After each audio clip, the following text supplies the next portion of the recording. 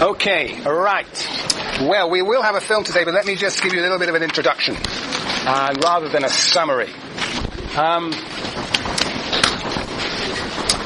Last time we talked about German social democracy and the struggles within social democracy, within the German Social Democratic Party, over the meaning of socialism, over the strategy of socialism, and over the future of capitalism. And I drew a beautiful 2x2 table for you. Essentially, the story is this: that there were orthodox Marxists, and I would include Kautsky and Luxemburg here, who really thought that capitalism would come to a final crisis. They believed in what we call breakdown theory or catastrophe theory.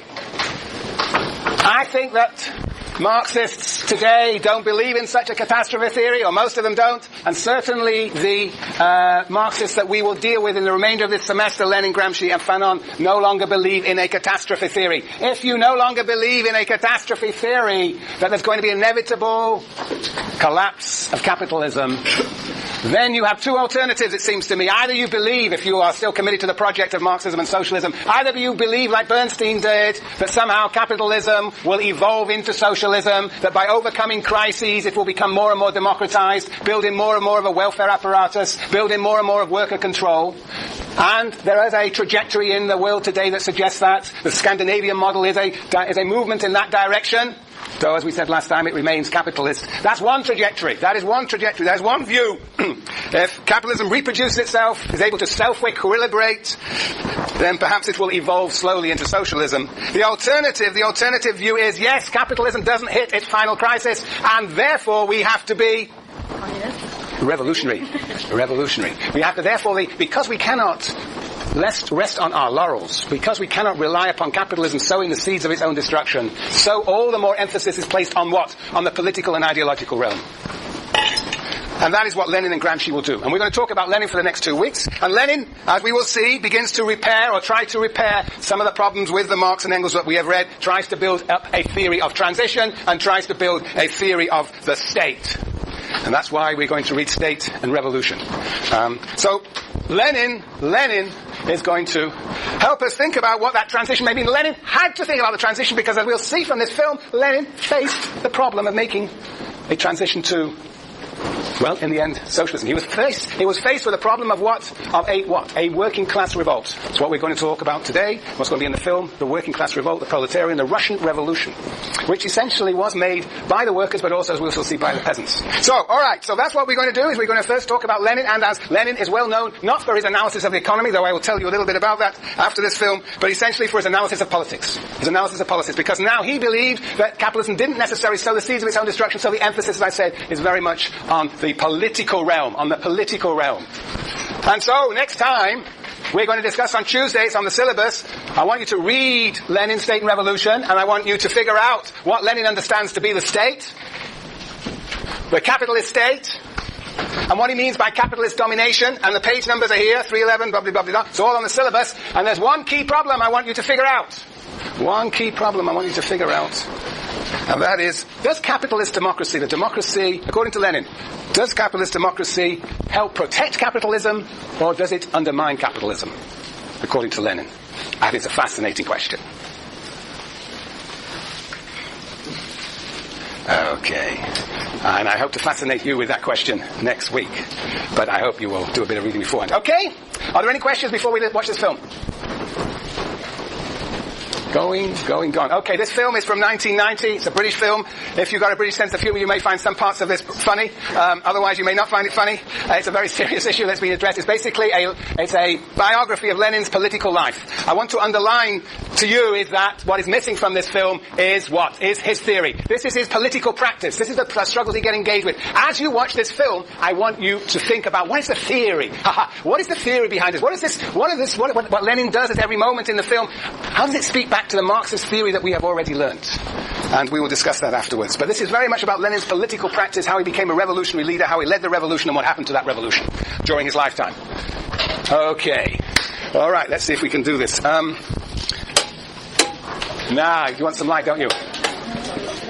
I think that perhaps the bat one, probably. Is that really microphone at the back. I can't see anything. Shit.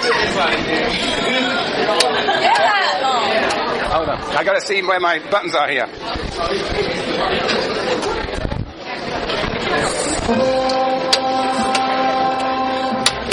What's going on here?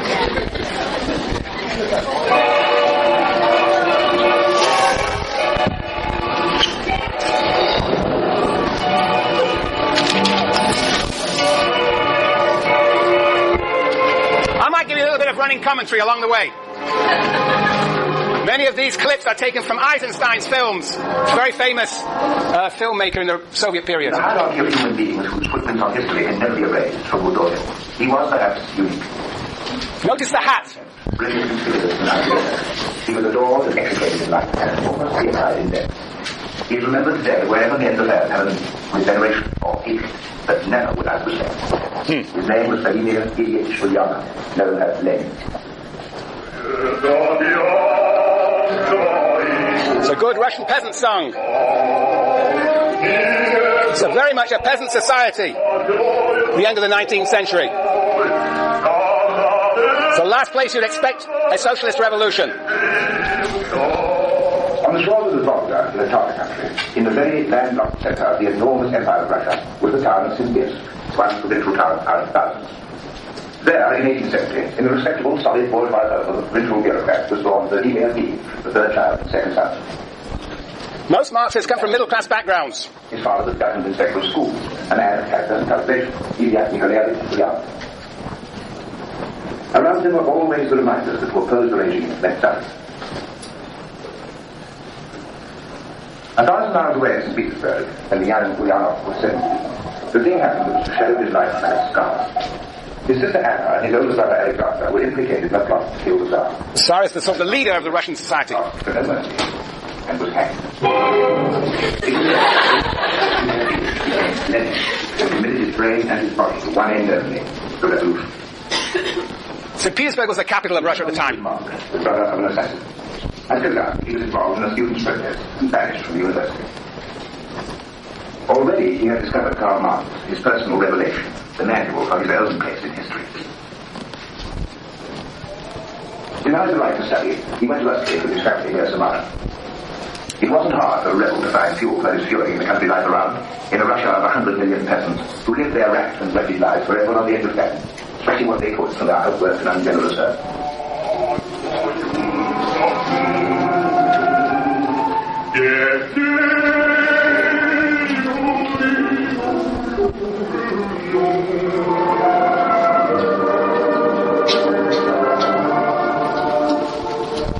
It was not difficult in the Russia of Vladimir Ilyich Lenin to feel a bitter and ineradicable certainty of human wrong. It had to change.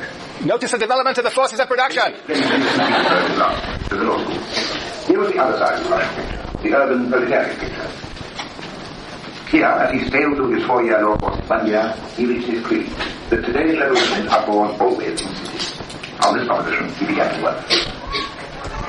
In his workers' lodging, he met the girl Nadezhda Konstantinovna Krupskaya, the militant feminist Marxist, who by and by became his wife. These things happen slowly then. In the new 19th century industrialization.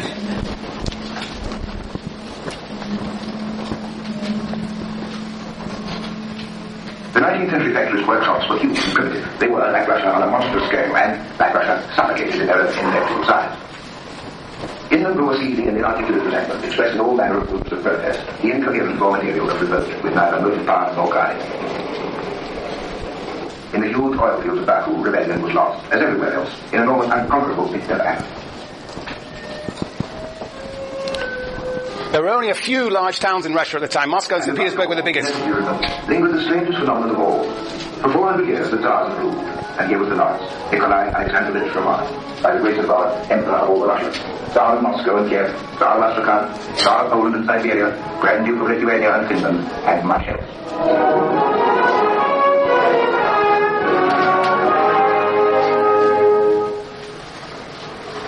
In 1895, Lenin went abroad for the first time, and in Geneva he met the founding father of the Russian socialist movement, Georgy Lenin000, living in exile. Lenin was the communist bitter foe, but not yet. Most of these Marxist and socialist revolutionaries had to leave Russia because they couldn't survive in Russia because of the repressive regime. This Martov was in league of struggle for the liberation of the working class. And he was arrested. For 14 months he stayed in jail. There was, of course, no question of a trial. He had abundant books, and he had no special trouble smuggling out of prison the revolutionary text he was there writing. He grew expert at the techniques of invisible writing in ciphers. At the end of his time, they sent him to Siberia. The place where all exiles are sent, to Siberia. Pretty remote place in Russia. Pretty cold. It took him 2 months to reach his place of exile, which was in Goya, Ireland. There he waited and hunted and shot and read and wrote in turn. 2 years later, Nadezhda Krupskaya too was exiled to Siberia. The authorities obligingly let her join them, and there she and Lenin were left. Bourgeois. By now the Social Democrats were on the run. Lenin found his way to Munich, where, with Martov and Petrosov in 1900, he founded the rebel paper Iskra, the Spark. It was smuggled into Russia by many people, among them the young Georgian activist Joseph Dukashin, famously known as Stalin. The paper Iskra became the underground gospel of Russian socialism. The workers' cells began to form in secret everywhere.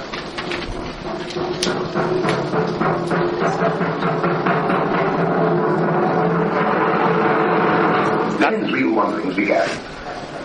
His restless search for a secure base brought him and Krupskaya in 1902 to London, forever writing, haunting the British Museum reading room. Already the exiles were obsessed by their own internal conflict. Sometimes it seemed the technique of revolution was more important than the end. But the flood of advice and instruction filtered back to the Russian underground. In Russia, the mounting miseries suddenly found a momentary expression in a wave of strikes and risings, and Lenin was still far away.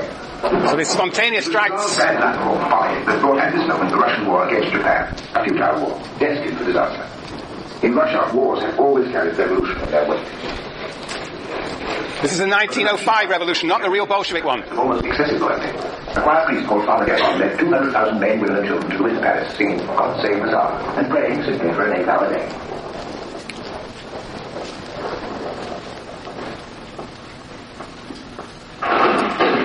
And the guards opened fire on them. More than 500 died. That was the 9th of January 1905. Everywhere the crowds came out in a chain of outbursts, defying the Cossacks, driven to a desperation of protest Russia had not known before.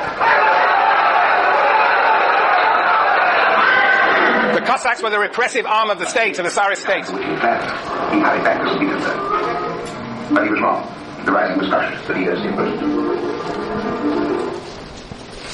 In Moscow, the strikers held out a little longer, furiously encouraged by Lenin. But the army was still going to the guard, and the army had the guns, the cavalry, the resources, and the confidence. The strikers had defeat and death.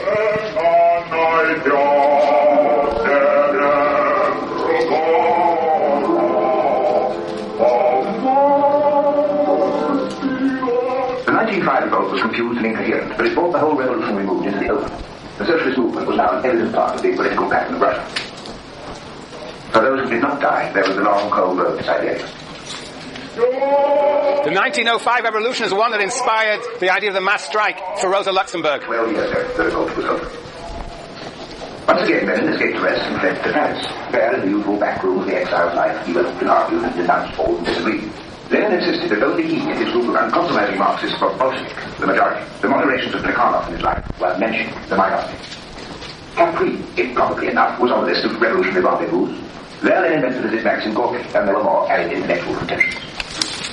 In Prague, at the party conference of 1912, came Lenin's final breach with the old Congress. From now on, Lenin and the Bolsheviks were out doing the revolution their way. That year in Russia, the revolt stirred again. Of all Russia's melancholy workers, those of the leaner mines were the most enslaved and degraded. They went on strike, and the soldiers from St. Petersburg shot down an unarmed legion, and 270 were killed on the spot. And that there arose in Europe a howl of horror and protest so loud, and in Russia a national strike so great, that a certain awe fell on the government, and a few tentative measures of conciliation came about. Lenin was closing in. He moved his base to Krakow in Galicia. But all this time another party was at work, the Okhrana, the Tsarist secret service. By now they were well on to the revolutionary movement. They had widely infiltrated. They actually took part in smuggling the papers, running the guns, meanwhile encouraging the citizens and retarding the movement. But, and it was somehow very Russian, even the secret service men divided. Some of them became real revolutionaries. And now it was 1914.